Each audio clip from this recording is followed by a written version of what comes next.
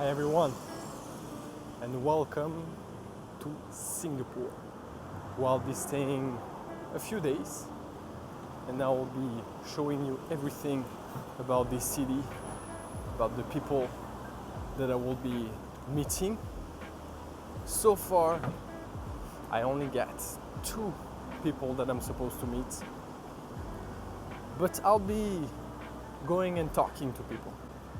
I told myself that in Dubai I didn't do the best job. I know, I admitted it in the last video, but I told myself that it's okay. Even though I don't get any emails back, I'm just gonna go out there and go to the people in the city and ask them if they want to be recorded, if they want to do an interview with me, if they want to speak about what they do, if they want to speak about their passions. So let's see what this will bring us.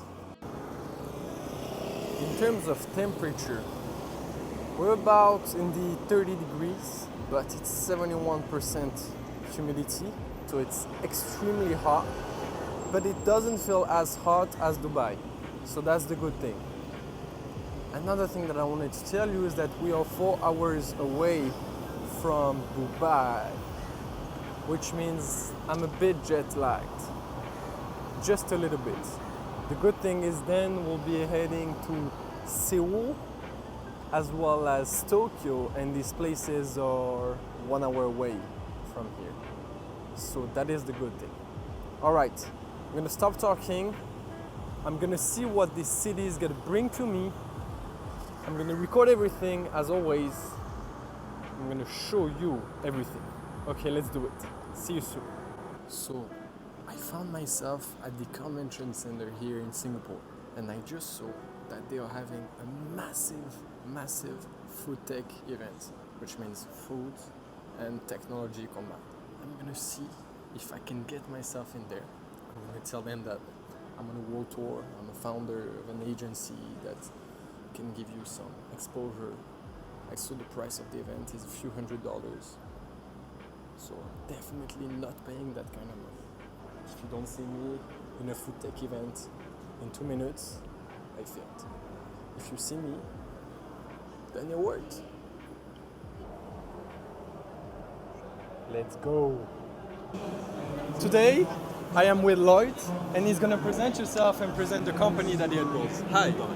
Hi, how are you? Good, how about yourself? I'm very well today, very well. So tell us a bit more about that amazing company that you built that has a strong mission from what I heard. Our company is called Happy Happy Foods, and our leading product is called Happy Happy Soy Boy. It's a premium soy milk made to use with a cafe latte. And the mission of our company is to make plant-based foods that work very well in coffee and that are delicious, and make the transition from animal products to plant-based products as easy as possible. And we all know that consuming plant-based products is much better for the environment, and we want to make that journey and that transition as happy and as easy for everyone as possible. That's amazing. I love people that have a lot of passion in what they do, and it's the case. Now, I have a question for you. Today we're in Singapore. Yes. But you guys are not from Singapore, right? Yes. And I would like to know, what does this place have that it's so special? Ooh, good question. Singapore is a very small country, but has grown rapidly over the last 5 decades to be a business hub and a food and cultural hub. And we're seeing more and more cafes, Western-style cafes, open up in Singapore. And what we love about Singapore is that people love soy, they love their food, they love coffee, and it's the perfect melting pot for us to showcase our products and get cafes and cafe latte drinkers on board. Perfect. Thank you so much, Lloyd, and we wish you guys the best. Thank you. My pleasure. Thank you. Cheers. Welcome to Mr. Chris. We're with Chris at Created Culture. So Chris, tell us more a bit about what Created Culture is. So what we do is we create clean label healthy beverages, meaning that they're backed by science and powered by the microbiome. Now, microbiome, what is that? It's related to your gut, simply said. all the benefits that we can get out of our gut for our whole body. So I can run you through our range of drinks, you can try something and then tell you more. Of course, let's do it. Okay, we'll get you started with our relaxed tea. Okay. This is our lychee rose, designed around relaxation. So you have prebiotics, probiotics, and ashwagandha in there. Okay. So this helps your mind and body relax. So we have a gut-brain axis, meaning that your gut affects your mental well-being and your mental well-being affects your gut. Okay. So with this drink, we're addressing both sides of the ashwagandha, helping you to de-stress mentally, the prebiotics and the probiotics helping you de-stress physically in your gut, calming the whole body down. Zero added sugar as well. We use natural sweeteners, so it's a clean tasting drink. That's good for you. Interesting. And tell me, are you guys based in Singapore? Yeah. Okay. We're a local startup. We're a spin-off out of the university here from NUS. I started about 2.5 years ago. Okay. 3 co-founders, mix of food scientists and MBA, and went through incubation programs to help launch the business, and been retailing for over 1.5 years now. Okay. And I have a question regarding that. Is the fact that you guys are based in Singapore an advantage towards other companies that are based in the US or Dubai, for example? What is the main advantage of being here in the Asian Pacific? So being in Singapore, for the vertical that we're in, being a food tech startup, this is a great space to be launching a business and growing it. There's a lot of support and incentives, especially for us because we're a spin-off from the university. We got a lot of support there. So there's support systems for every stage of the startup so far in our growth. So we're really happy and grateful for that support. Singapore gives us a good testing ground also to look into other markets. So the products we developed here, we can see that we can transfer them to Europe or the US or we'll say Australia. Okay. Pretty similar to as they're positioned here. Okay, interesting. And how big is the startup ecosystem here in Singapore? Big. Because there are a lot of corporations, I see that. Yeah. But what about startups like you guys? So there's a whole startup space in One North, so it's called Block 71. So there's buildings there that are allocated purely for startups. So there's incentives for rent, location, facilities, and because there's a lot of corporations, there's also a lot of partnerships and sponsorships from these for certain verticals. So you have a lot of food or food tech related corporations supporting startups in that space as well.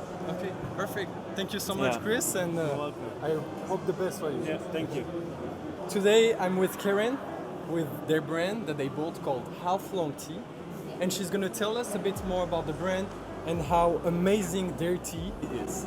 Hi, so basically Half Long Tea is a local brand that we started in Singapore. So because you cannot actually grow tea here, so we do source the tea and the ingredients from 7 to 8 different countries around the world. So some countries include China being the largest tea exporter, followed by India, and then we have Japan, Sri Lanka, Kenya, and some organic ingredients from the US as well. And all our teas, we don't have any flavorings or preservatives, so mainly it's just the tea itself. So osmanthus actually blooms in this period, like the late autumn. So in the past, they would pluck the osmanthus flowers and make osmanthus wine. Tell me more a bit about Singapore. This city, 6 million people live here. It's such a strategic point for the world. Tell us a bit more about it. So as a local who was born here and I've lived here all my life, I think Singapore has definitely come a very long way for sure in a very short amount of time. That's usually, like what everybody is very proud of.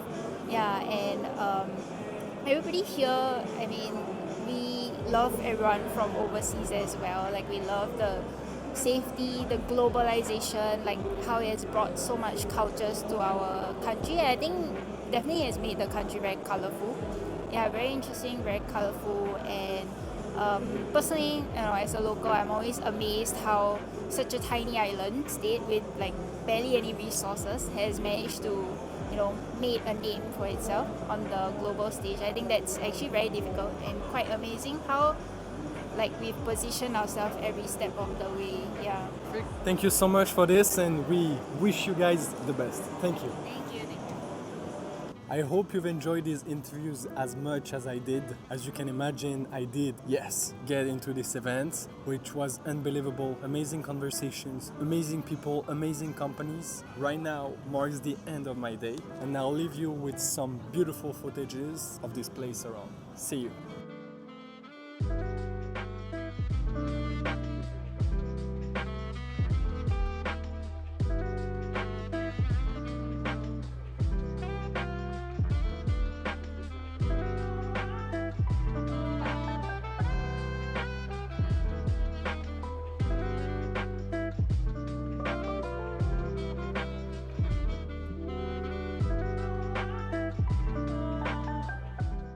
Do you remember Chris from Curated Culture, the company that sells healthy drinks? He told us about this place called Block 71, which is the heart of the startup ecosystem here in Singapore. And here we are at Block 71, the home of more than 1,000 startups and 200 investors. I got in contact with Yvonne, the community manager of this amazing incubator, and she's gonna give us specifically for you guys a tour of this place. So come with me and we're gonna learn a bit more about this place and its story. Let's go. Yvonne, the community manager, did not want to be recorded. So out of respect, I took a few footages without her face on it. However, let me tell you a bit more about what I learned there. About 11 years ago, there was a building that the government decided to destroy. But 3 people made an offer to keep it and create an incubator for startups with it. Which is what I did. And this 6th floor building, after a few years, was not even big enough to host everyone there. So they built another building and another one.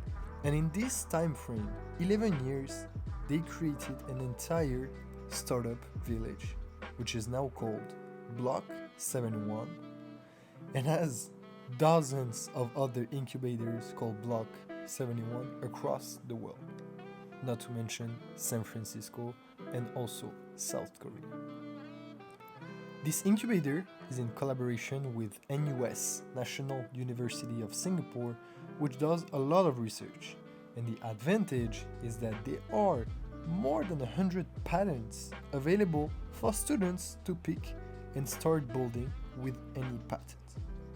And lastly, Block 71 in numbers, it's more than 1,300 startups funded, more than 200 active investors and partners such as Google, Singapore Airlines, or even Mercedes-Benz AMG. Here I am, Singapore's airport, heading to Seoul tonight. It's actually 10 p.m. The flight is in 30 minutes. So here are my 3 takeaways for Singapore after spending 4 days here and meeting so many people, locals, entrepreneurs, founders, community managers, incubators, etc. The first one is that building a startup here has immense benefits. The government, agencies, corporations give huge benefits to startups, founders, and want to build their own companies. And you could see it when I visited this incubator called Block 71, which is the heart of the startup ecosystem here in Singapore. Whenever you build your company here, you have everything that's 2 minutes away from your office. So that's the first one. The second one is that people here are super productive and proactive. I have rarely seen this, and there is a reason for that. It costs so much money to live here that people make the most out of it. They're willing to go the extra mile for this reason. And this includes corporations, employees, entrepreneurs, everyone, even locals. And the last one is that the way the government rules this country is phenomenal. And I'm gonna give you 2 examples to show you that. The first one is that Singapore is a very small place. So in order to limit the amount of vehicles because of pollution, traffic, they limited the number of plate numbers, which means having a car here is extremely expensive. It's between 3 to 5 times more than in Europe. Can you imagine a $100,000 car costing $500,000 here? And the second example on how the government rules this country is that there are fines for everything, which means people respect everything. There is a fine when you throw something on the floor. There is a fine whenever you drink in the train. There is a fine for everything, which means people are really respectful and everything is clean and everyone respects the rules and each other, which also means that the crime rate is close to zero too. So now Singapore is done, heading to Seoul. I hope you've enjoyed this episode. Didn't stay that long, only 4 days. I tried to maximize it as much as possible. So let's see what Seoul's gonna bring to us, and I hope to see you in the next one. See you soon.